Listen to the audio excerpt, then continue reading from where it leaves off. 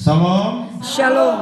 Haleluya. Selamat sore menjelang malam untuk kita semua. Terima kasih buat Oma di tempat ini dan juga haleluya saudara-saudara di tempat ini yang sudah memberikan kesempatan kepada saya, Mama Ika yang sudah kasih tahu minggu lalu untuk menyampaikan firman Tuhan. Dan hari ini kalau tidak salah adalah ibadah penutup ya di tahun 2023. Betul ya? Karena minggu depan kita semua sudah makan daging dan makan kue, jadi harus tutup dulu ibadah sementara ya. Nanti Januari dulu baru kita gaspol mulai lagi.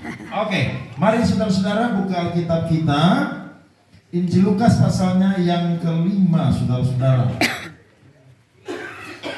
Ayatnya yang pertama sampai ayatnya yang ke-11.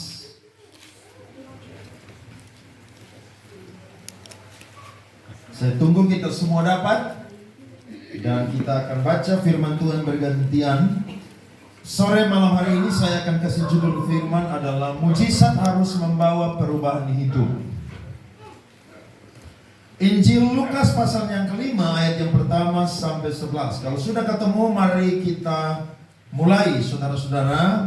Pencala ikan menjadi pencala manusia.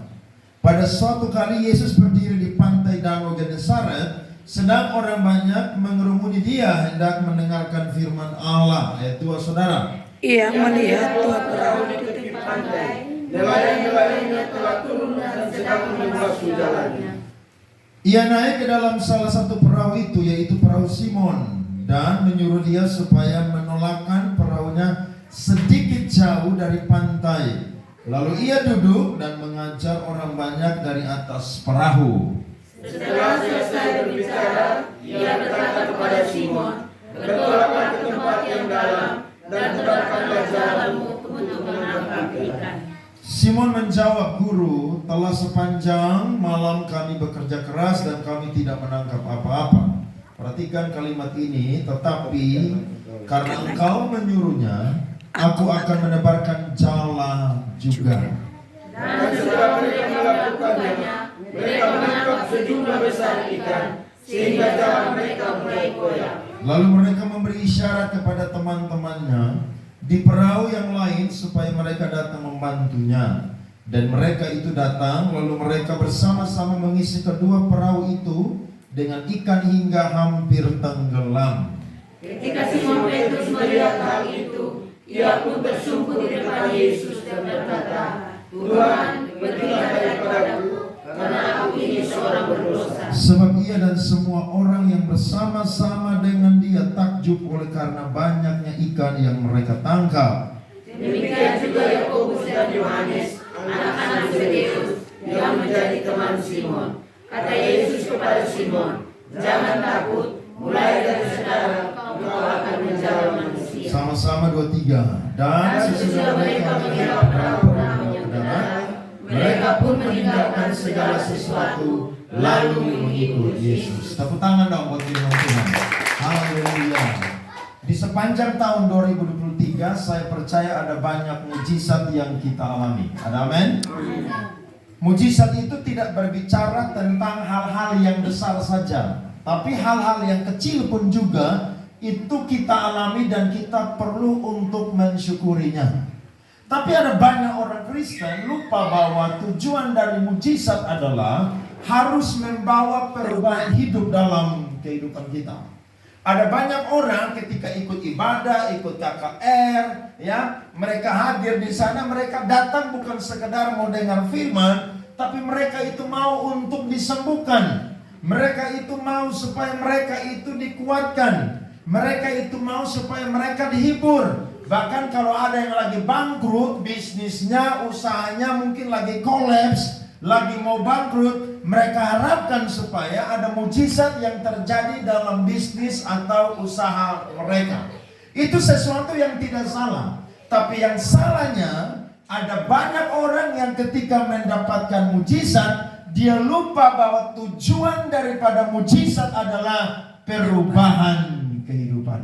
Ada amin? Bahkan salah satu mujizat yang terbesar yang kita pernah dapatkan dari Tuhan adalah saya dan saudara ditebus dan diselamatkan oleh Tuhan. Itu mujizat yang paling besar. Karena Yesus berkata, apa gunanya seorang memiliki seluruh dunia ini, tapi dia kehilangan nyawanya. Untuk apa ada orang yang kaya, punya uang saudara miliaran, punya rumah saudara mungkin 2-3 lantai, mungkin asetnya banyak, mungkin tanahnya banyak, mungkin bisnisnya banyak, mungkin investasinya banyak, tapi dia tidak punya Tuhan Yesus. Justru dia adalah orang yang paling malang di dunia ini. Sebab keselamatan hanya bisa didapat dan ditemukan di dalam Tuhan kita Yesus Kristus. Menarik saudara, karena pada waktu itu Yesus sangat sibuk untuk mengajar. Ketika dia sampai di tepi danau Genesaret, maka dia pinjam salah satu perahu, yakni perahu yang dimiliki oleh Simon Petrus. Dan di situ dia ngajar banyak orang. Dia memberikan pengajaran yang penuh dengan pengetahuan dan juga hikmat yang luar biasa.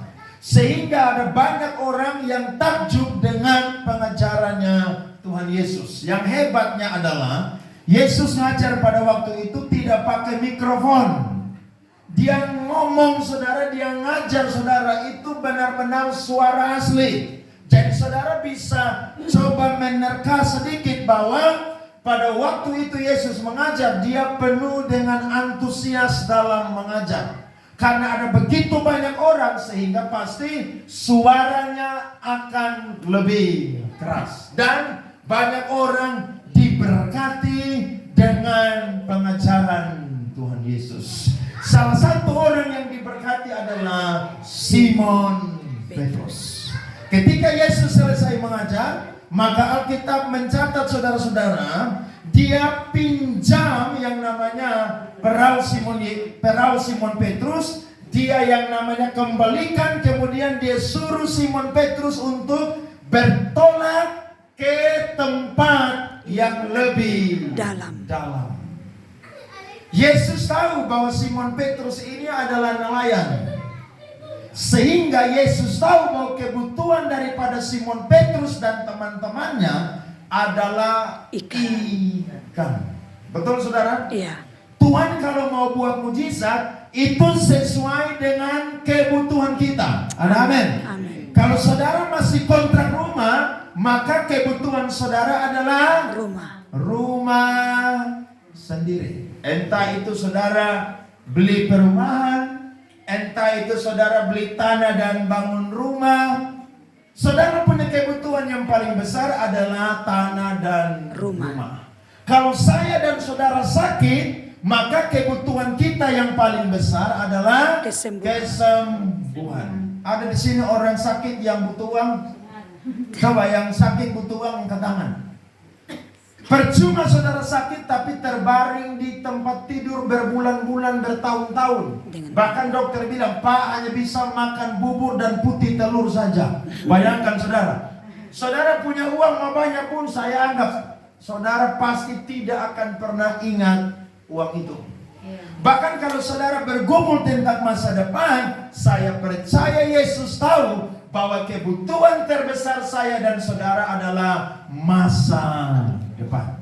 Nah, Yesus kalau bikin mujizat, saudara tidak pernah sembarangan bikin mujizat. Dia selalu kasih mujizat sesuai dengan kebutuhan dan keperluan saya dan saudara. Amin. Saudara semua butuh baju Natal? Butuh kue Natal?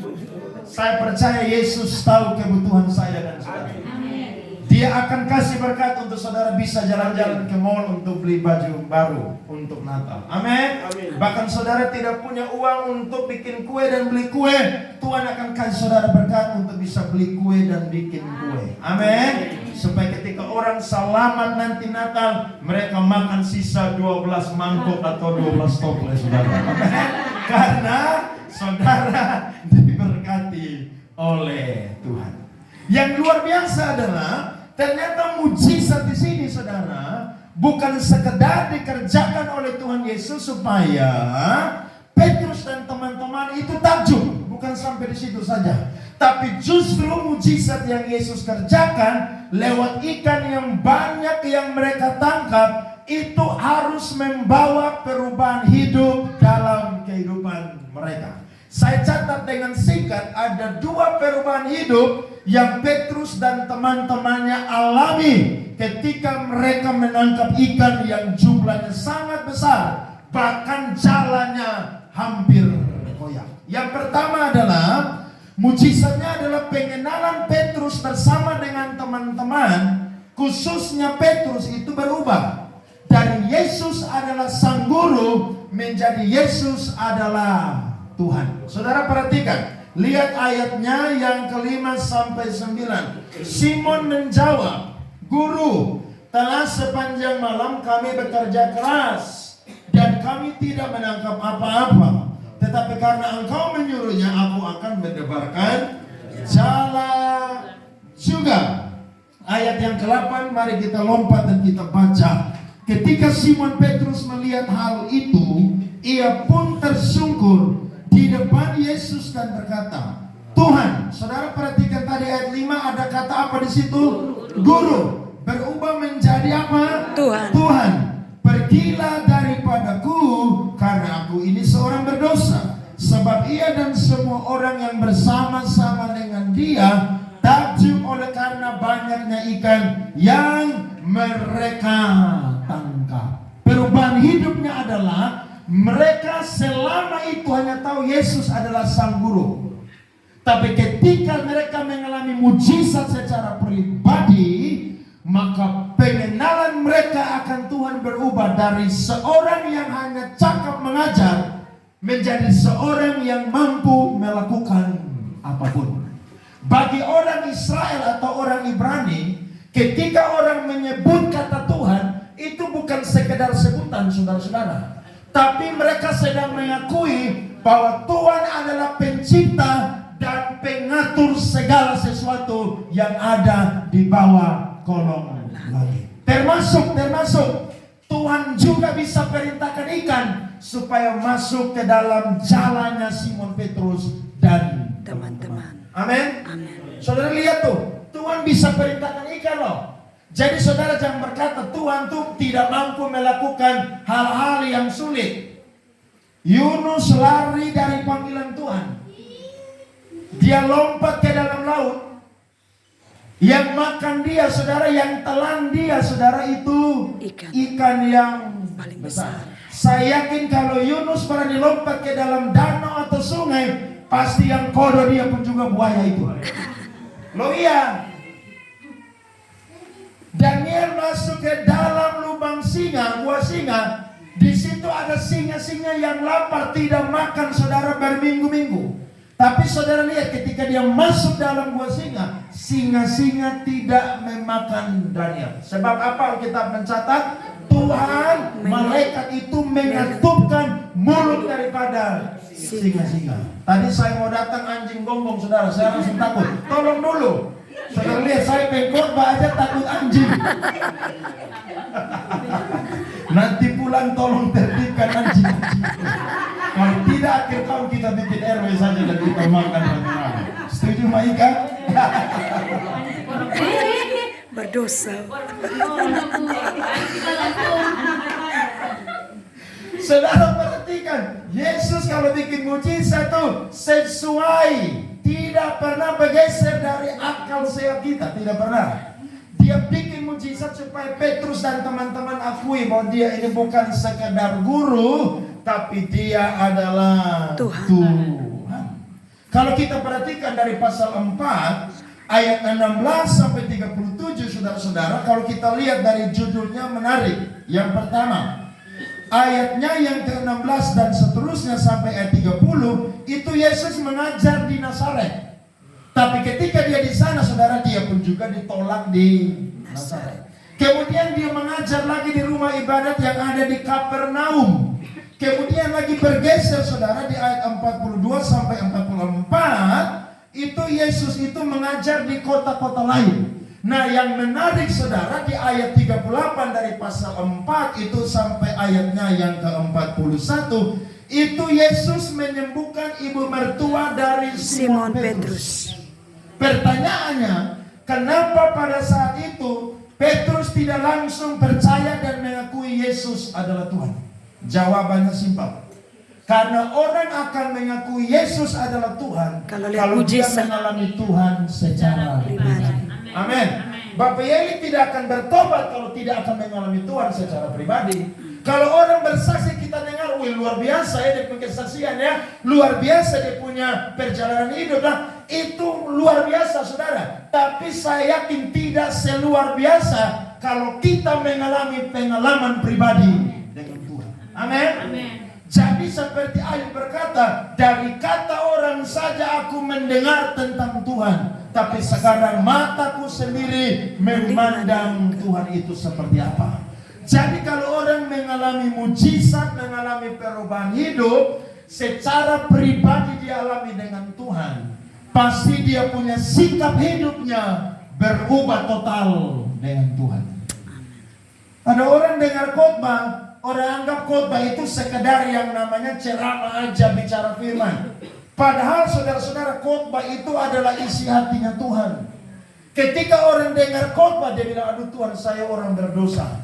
Aduh Tuhan saya harus berubah. Aduh Tuhan saya harus perbaiki kehidupan kita. Kenapa? Karena mumpung masih ada waktu yang Tuhan berikan. Pengenalan Petrus akan Tuhan Yesus itu berubah dari sang guru menjadi Tuhan. Dia mengakui bahwa Yesus bukan hanya cakap mengajar, tapi Yesus pun juga adalah pencipta, bahkan pengatur segala sesuatu yang ada di bawah kolong langit ini. Saya catat saudara, manusia di dunia itu ada 3 tipe manusia. Yang pertama saudara dengar, yakni kita kenal dengan sebutan ateis. Saudara pernah dengar orang ateis? Tidak beragama. Apa itu ateis? Tidak mengakui Tuhan. Orang yang tidak percaya kepada adanya Tuhan. Jadi saudara ngomong tentang Tuhan, dia bilang Tuhan itu tidak ada. Ada seorang profesor mengajar, dia berkata kepada mahasiswa-mahasiswinya, Tuhan itu tidak ada. Karena tadi Buktinya kalau Tuhan itu ada, Dia tidak kenapa ada. kejahatan berlaku di muka bumi ini dan semakin hari manusia semakin jahat? Kalau Tuhan ada, pasti Tuhan akan redam kejahatan itu. Bahkan Tuhan pun juga akan binasakan orang-orang yang suka atau selalu melakukan dosa. Semua murid, mahasiswa dan mahasiswi terdiam. Tapi ada satu mahasiswa angkat tangan, dia berkata, Profesor, Tuhan itu ada. Profesor tanya, kenapa kamu yakin Tuhan itu ada? Maka sang murid berkata, atau sang mahasiswa ini berkata, saya dan profesor tidak bisa melihat aliran listrik. Tapi kita percaya, sekalipun tidak bisa melihat, tapi lampu bisa menyala. Betul? Ya. Orang ateis itu tidak percaya adanya Tuhan. Sama seperti orang-orang yang tidak mengakui Yesus itu adalah Tuhan.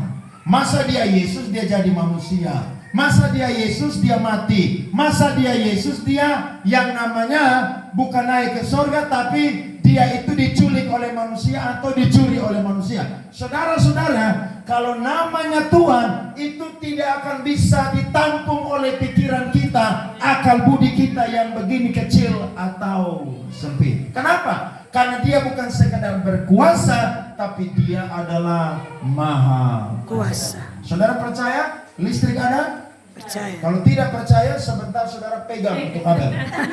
Percaya listrik itu ada. Nah Tuhan juga begitu.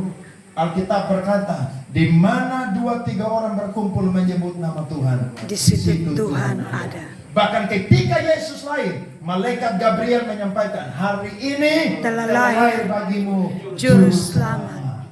Maka engkau harus menamai dia Yesus. Immanuel.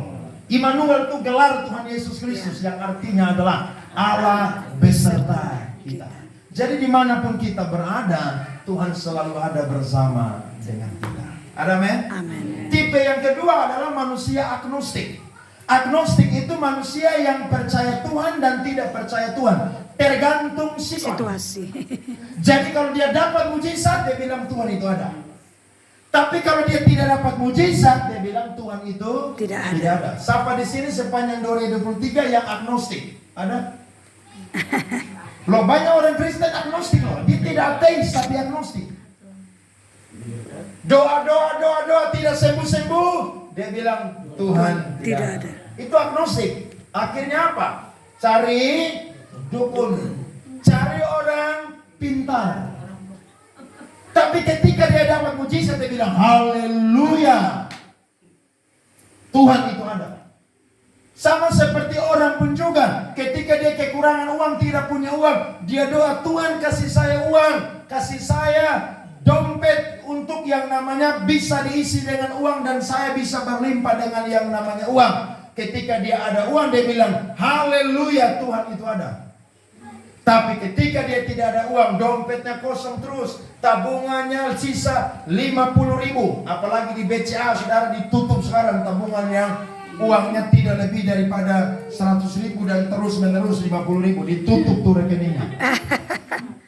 Dia bilang Tuhan itu tidak ada. Tapi yang paling sederhananya adalah ketika orang datang gereja ikut persekutuan doa, bisa dilihat dia agnostik atau tidak. Ketika dia memuji menyembah Tuhan, dia punya semangat itu konsisten dengan Tuhan. Amin. Lo ada orang kan begitu toh? Banyak orang baru. Datang ibadah semua kita bawa beban pergumulan. Tapi saya selalu punya prinsip. Saudara punya pergumulan apapun, yang paling tahu adalah kita dan Tuhan. Amin. Amin. Amin. Kita harus dijaga. Jadi ketika datang ibadah, walaupun saudara punya beban, tapi saudara tuh sukacitanya seperti orang yang tidak punya Persoalan. beban. Amin. Orang lihat, wow ini orang kalau datang ibadah semangatnya luar biasa. Itu. WL tidak perlu yang namanya angkat tangan, dia angkat tangan. WL tidak suruh dia lompat, dia lompat. Kenapa? Karena dia yakin Tuhan itu ada. Ada. Amin. Tapi kalau dia agnostik, beban banyak, berat ini. Baru mau menyanyi. Sudah nyanyi biasa-biasa aja deh. Nah, Tunggu pasti itu berkat. agnostik tuh. Tapi tipe yang ketiga ini adalah orang yang teisme atau orang Percaya yang Tuhan. beriman Kepada Tuhan. Yakni apa? Dia percaya bahwa Tuhan itu Ada. Saudara di posisi yang mana? Teisme, agnostik, atau ateis? Di tengah-tengah. Pada malam hari ini kita perlu berubah. Amin. Pengenalan kita akan Tuhan harus berubah. Amin. Tidak heran Sadrak, Mesar, dan Abednego itu berkata begini. Sekalipun Tuhan yang kami sembah tidak menolong mendengarkan kami, sekali-kali kami tidak akan menyembah patung yang dibuat oleh Tuanku.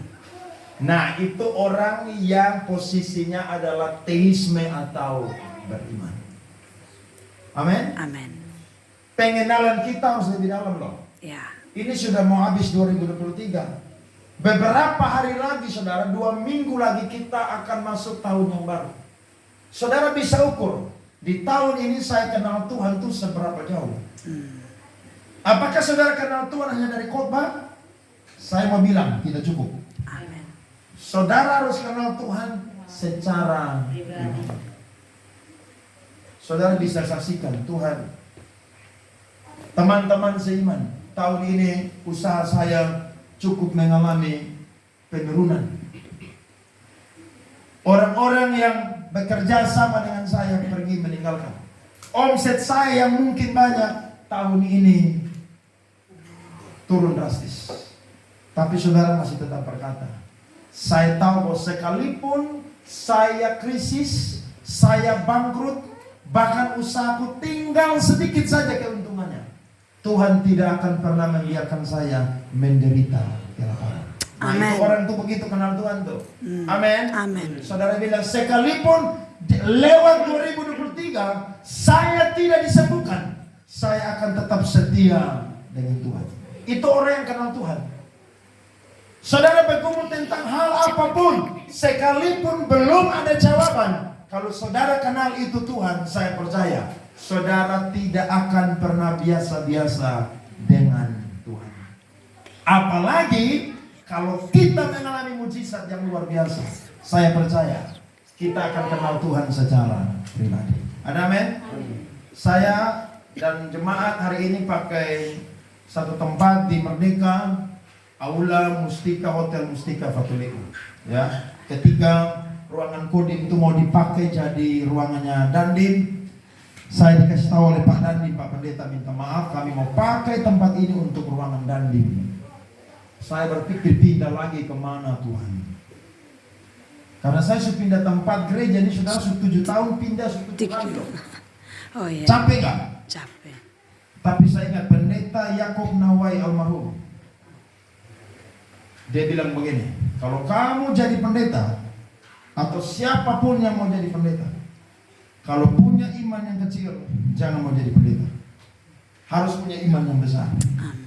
Dan ingat, iman yang besar, Yesus berkata, hanya Sebesar apa biji itu? sesawi. Berarti iman yang besar itu simpel, saudara. Betul ya? Woi, saya bingung, saudara. Tapi saya percaya, waktu tanggal 5 Februari saya mulai ibadah, dan tanggal 8 Juni dapat SK untuk bikin gereja. Saya sudah alami Tuhan bersama dengan jemaat, khususnya saya sebagai pemimpin gembala, setiap tahun dapat mujizat daripada Tuhan.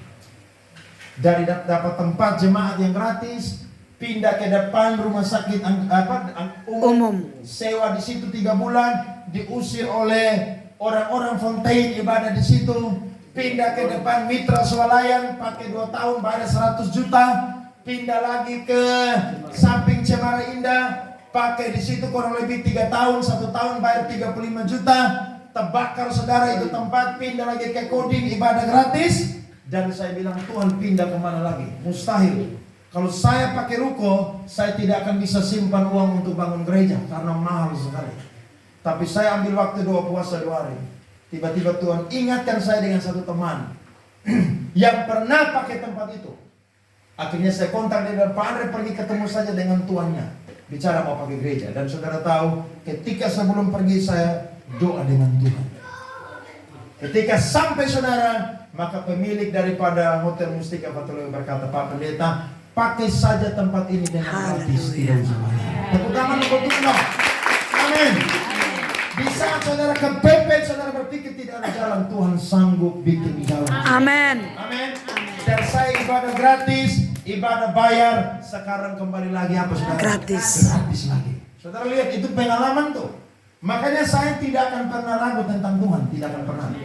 Sedikit pun saya tidak akan pernah, karena saya yakin Tuhan selalu menolong di detik-detik terakhir. Injury time. Amin. Tuhan tidak terlalu cepat. Yes. Tidak terlalu terlambat. Amen. Tapi Dia selalu Tepat waktu. Amin. Bilang sama kiri kanan, Tuhan selalu tolong kamu tepat pada waktu. Haleluya. Amin. Amin. Amin. Yang kedua saudara, mujizatnya adalah dari penjala ikan berubah menjadi pengikut Yesus atau penjala manusia. Lihat ayat 10 sampai ayatnya yang ke-11. Demikian juga Yakobus dan Yohanes, anak-anak Zebedeus yang menjadi teman Simon. Kata Yesus kepada Simon, jangan takut, mulai dari sekarang engkau akan menjala manusia. Dan sesudah mereka menghela perahu-perahunya ke darat, mereka pun meninggalkan segala sesuatu. Lalu apa saudara? Mengikut Yesus. Perhatikan kata di situ, mereka meninggalkan segala Sesuatu. lalu Mengikut Yesus. Saudara-saudara, kata meninggalkan segala sesuatu tidak harus dikenakan secara hurufiah untuk saya dan saudara. Maksudnya begini, ketika saudara kenal Tuhan, saudara tidak boleh berhenti dari pekerjaan saudara. Ya. Karena ada orang yang dipanggil tuh secara khusus, seperti saya panggilan khusus dari pendeta. Tapi ada saudara yang bekerja, tapi juga saudara apa? Melayani. Nah, kita semua saudara punya profesi panggilan beda-beda. Tapi saya mau catat yang paling penting di sini adalah saya dan saudara ketika mengalami mujizat, tujuannya adalah saya dan saudara harus menjadi penjala manusia.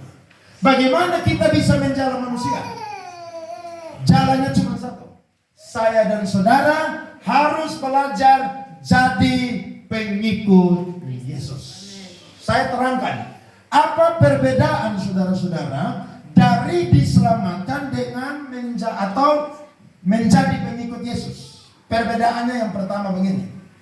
Orang yang diselamatkan adalah orang yang datang kepada salib dan percaya Yesus itu adalah Tuhan dan Juru Selamat. Saya ulang. Orang yang diselamatkan atau orang yang mau untuk menerima keselamatan, itu dia datang kepada salib dan dia percaya Yesus adalah Tuhan dan Juru Selamat. Sedangkan menjadi pengikut Yesus adalah saudara-saudara, itu memikul salib dan menjadi murid. Saudara bisa temukan perbedaan? Amin. Betul? Ya. Kalau orang diselamatkan apa saudara? Datang kepada salib, Dan kemudian apa? percaya kepada Yesus. Bahwa Yesus adalah Tuhan dan Juru Selamat. Sedangkan mengikut Yesus itu apa saudara? Pikul salib. Memikul salib, kemudian apa? Menjadi murid. Saudara di posisi mana? Cuman sampai datang di salib dan percaya Yesus Tuhan? Atau saya dan saudara sudah sampai di level yang kedua, yakni menjadi pengikut Yesus? Pikul salib. Saya dorong kita harus berubah dari orang yang sekedar diselamatkan menjadi pengikut Yesus. Amin. Dan orang kalau mau jadi pengikut Yesus, ingat, Yesus tidak cari banyak orang. Yes. Yesus tidak cari banyak orang. Yesus punya murid jumlah berapa? 12. Itu saja ada satu orang yang masih apa? Berkhianat. Berkhianat. Tapi yang Yesus mau adalah orang-orang yang punya kualitas atau mutu hati itu yang baik. Amin. Kalau orang cuma sekedar datang ibadah, itu banyak orang loh. Iya. Tuh. Apalagi nanti mau Natal nih kan, gereja semua akan penuh, tenda-tenda laku di mana-mana, laris disewa. Laki-laki akan lebih banyak Bapak. Tapi kalau habis Natal, Perempuan. itu ibu-ibu dan perempuan, kaum wanita yang paling banyak. Bahkan gereja saudara akan sepi dari jemaat. Kenapa? Karena orang Kristen cuma sampai di apa? Diselamatkan. Dia belum sampai di apa? Mengikut Yesus. Kalau orang mau jadi pengikut Yesus, maka dia harus pikul salib dan jadi Murid. Tidak heran Yesus selalu bilang bertemu dengan banyak orang, biarkanlah orang mati apa? Menguburkan orang-orang mati itu. Maksudnya apa? Maksudnya adalah kepentingan dunia itu harus ada di posisi Belakang. yang kedua dan Iya. seterusnya di bawah. Kalau masih ada kesempatan untuk iring Tuhan, jadi murid Tuhan, jangan tunggu besok. Amin. Bagi orang Yahudi, anak laki-laki tidak boleh merantau jauh sebelum ayahnya meninggal. Nah, Yesus katakan itu maksudnya begini, kamu jangan tunggu ayahmu meninggal dulu, baru kamu mau ikut saya. Selama ada waktu dan kesempatan, ikutlah Aku. Sama seperti orang mabok, kita bilang begini, bertobat sudah. Ini sudah terlalu main mabok terus. Dia bilang, nanti ada waktu. Nanti beta sudah tua baru beta akan bertobat. Pertanyaannya, lu tahu lu sampai tua? Loh, lu cek mabok begini tiap hari lu sampai tua? Be yakin 2-3 tahun ke depan lu mati langsung. Betul. Ada saya punya tetangga, anak muda. Saya selalu ketemu dia, saya bilang lu bertobat ujar, jangan minum mabok. Dia bilang masih ada kesempatan nih, puas-puasin. Badan kurus kering. Orang tiap hari minum air putih, dia tiap hari minum sopi moke, saudara. Tiap hari. Orang begini kalau tidak bertobat, Mati cepat. mati cepat. Atau ada juga orang yang dia pakai dia punya hidup ketika libur, ketika ada waktu dia pakai olahraga. Orang bilang ayo ibadah dong. Dia bilang saya perlu olahraga supaya sehat, supaya umur panjang. Saya mau berkata, lu mau makan sehat, lu mau olahraga apapun, tapi kalau Tuhan bilang lu harus kembali, lu harus kembali. Latihan. Betul? Latihan badani terbatas gunanya. Jadi kita ini harus pakai kesempatan. Ya. Tuhan tidak mau kita sekedar jadi orang yang diselamatkan, tapi jadi apa? Pengikut Penjala manusia. Kalau seorang murid belajar, pasti dia akan pintar. Ya. Kalau seorang murid belajar, pasti dia akan mengerti nilai-nilai kebenaran. Makanya saudara-saudara jangan sekedar datang ibadah, persekutuan, gereja, pegang Alkitab, setelah itu pulang simpan. Tidak boleh. Saudara pulang harus apa saudara? Baca, renungkan firman itu. Semua kita pernah sekolah. Saya mau tanya saudara. Saudara lebih asik pulang, belajar langsung atau tunggu ujian baru belajar? Belajar langsung. Pulang langsung belajar. Kalau saudara tunggu ujian, saya yakin saudara akan belajar sampai melek, mabok. SKS. Sistem kejar kabut semalam. Nah kalau itu cara dunia masuk akal, tapi cara Alkitab tidak begitu. Saudara harus bergaul dengan firman Tuhan yang Step sempurna. Makanya selama Yesus bersama dengan murid-muridnya, kemanapun Yesus pergi, murid-muridnya selalu bersama dengan dia. Itu pun masih ada mereka yang meninggalkan Tuhan Yesus Kristus. Masih ada mereka saudara yang masih takut untuk bersaksi. Tapi ketika Roh Kudus turun atas mereka, Alkitab mencatat mereka dipenuhi dengan Roh Kudus. Mereka menjadi saksi dari Yerusalem, Yudea, Samaria sampai ke ujung-ujung bumi. Hari ini orang Kristen di dunia, seluruh dunia, jumlahnya 2,9 miliar. Ya. Itu dimulai dari berapa orang saudara? 11 orang. Kan satu berkhianat. Betul, satu orang pun diganti. Jadi kalau Matias. kita mau total 12 orang. Matias menggantikan siapa? Yudas. Berarti kalau Tuhan mau pakai kita, Tuhan tidak lihat jumlah banyak orang. Ya. Amin. Amin. Jadi persekutuan doa begini, ini saudara jangan kita ini sedikit, tidak sampai ratusan orang, ribuan orang, tidak apa-apa. Ya. Kalau saudara bertumbuh jadi seorang murid, saudara akan mengenal Tuhan itu siapa yang luar biasa. Amin. Dan saudara akan dipakai oleh Tuhan dengan luar biasa. Ya. Dan ini adalah nubuatan Tuhan Yesus. Alkitab mencatat, ketika Pentakosta, Petrus berkhotbah, 3.000 orang 3.000 orang. bertobat. Amin. Kalau Tuhan janji dalam kehidupan kita, percaya, lambat atau cepat Tuhan pasti akan menggenapi. Amin. Kalau Tuhan bilang kita akan jadi penjala manusia, saya percaya kita mau dipakai Tuhan untuk menjadi penjala manusia. Amin. Ada amin? Amin. Saudara mau jadi penjala manusia? Amin. Atau saudara mau jadi orang kaya saja? Atau saudara mau jadi anak kuliah yang gelarnya banyak? Lu sampai surga Tuhan suruh tanya lu menggelar. Betul, serius deh. Lu sampai surga Tuhan suruh tanya lu uang berapa banyak? Tuhan akan silo nih. Soalnya akan. Bahkan lu punya emas model berapa banyak, lu tipe berapa mau. Soalnya akan laku di surga. Yang Tuhan tanya, apa yang lu buat untuk saya ketika lu ada di muka? Amin. Salah satu pertanyaannya adalah, berapa jiwa yang Sudah lu kau bawa pada Tuhan. Matius 18 Ya. ayat 19-20 berkata apa? Pergilah, Jadikanlah semua jadikanlah semua bangsa-bangsa muridku. Ingat toh, bukan sekedar jadikan setiap orang itu Kristen, Ya. tapi jadikan setiap orang itu apa? Murid Muridnya. Kristus. Karena Yesus datang tidak pernah menyebarkan agama, Ya. tapi dia datang, dia cetak murid-murid saudara untuk bisa melahirkan murid. Murid yang Amin. Amin. Mujizat mengerjakan hal yang kedua, yakni apa? Kita jadi orang Kristen yang bukan sekedar diselamatkan, Ya. tapi kita jadi Pengikut pengikutnya Kristus. Tuhan Yesus Kristus. Ada amin? Amin. Saudara mau alami mujizat Tuhan? Amin. Saudara pun juga punya hidup mau berubah? Amin. Jadilah menurut perkataan kita. Dan saya percaya, kalau saudara mau, Tuhan akan berkati kita dan Tuhan akan pakai kita. Amin. Amin. Amin. Tuhan berkati kita semua dengan firman Tuhan malam hari ini. Amin buat firman Tuhan.